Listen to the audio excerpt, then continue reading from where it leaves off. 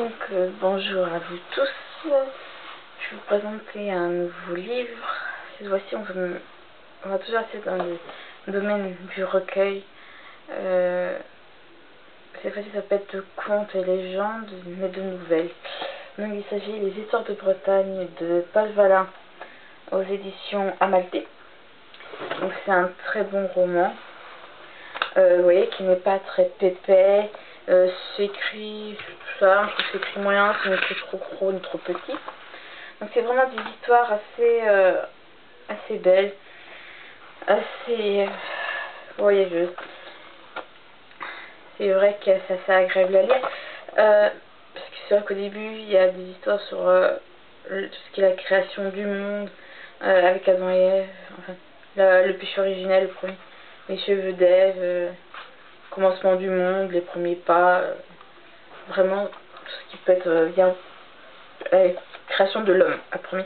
Il y a souvent d'histoires après, il y a sur enfin pas le diable en lui-même, il y a beaucoup des contes sur la nature, tout ce qui est esprit, les objets magiques, enfin magiques à proprement parler.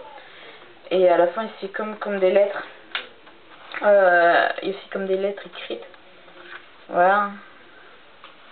Comme par exemple le fantôme de Valmy, c'est une lettre apocryphe, je sais pas ce que ça veut dire, pour que je vérifie. Donc vous voyez, pas comme là, hein. Et puis ce qui est bien aussi, avant chaque petite histoire qu'il y a comme une phrase à méditer. Voilà, par exemple comme pour celui-là, le premier pas, la phrase c'est: quel chemin faut-il prendre pour arriver au ciel? Vous voyez, tout ce qui est petite phrase à méditer avant chaque conte. Ce qui est bien, c'est que quasiment à la fin de chaque histoire, on a une photo ou une image vraiment très belle. Voilà, comme celle-ci, hein, que j'aime bien. Donc c'est vraiment un ouvrage qui n'est pas excusez-moi, difficile à lire, même s'il paraît fin, on peut prendre tout son temps. Par exemple lire en dessous d'un arbre, hein, si je peux dire ça comme ça, hein.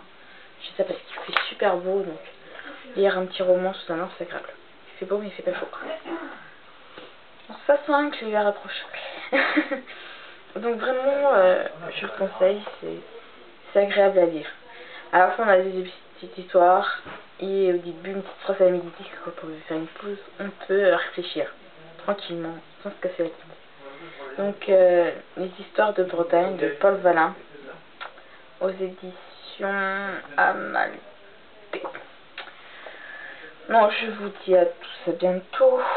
Et le prochain rendez-vous lecture, ce sera peut-être à la fin de enfin milieu de la semaine prochaine.